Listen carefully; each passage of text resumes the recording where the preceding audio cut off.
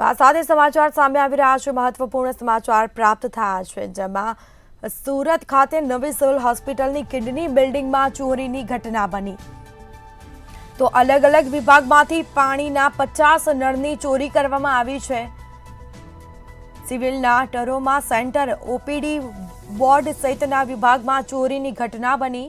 નળની ચોરી કરનાર શખ્સોને હજી કોઈ પત્તો નથી, જેના સીધા દ્રશ્યો સામે આવ્યા છે। તો અલગ અલગ વિસ્તાર, અલગ અલગ જે વિભાગો છે, પાણીના 50 નળની ચોરી થઈ છે હોસ્પિટલમાંથી।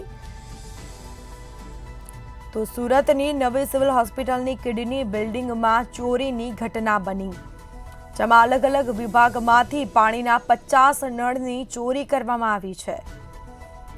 તો સિવિલના ટરોમા સેન્ટર, ઓપીડી બોર્ડ સહિતના વિભાગમાં ચોરીની ઘટના બની છે, જેના સીધા દ્રશ્યો જોવા મળ્યા છે। ચોર છે તે નળ કાઢીને ફરાર થયા, નળ ચોરીને ફરાર થયા છે। આ મામલે તપાસ હાથ ધરાઈ છે, પરંતુ હજી સુધી ચોરનો પત્તો લાગ્યો નથી।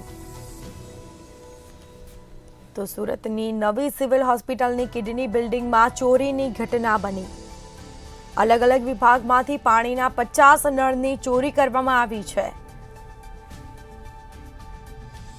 તો સિવિલના ટરોમા સેન્ટર, ઓપીડી બોર્ડ સહિતના વિભાગમાં ચોરી થઈ। નળની ચોરી કરનાર શખ્સોનો હજી સુધી કોઈ પત્તો નથી।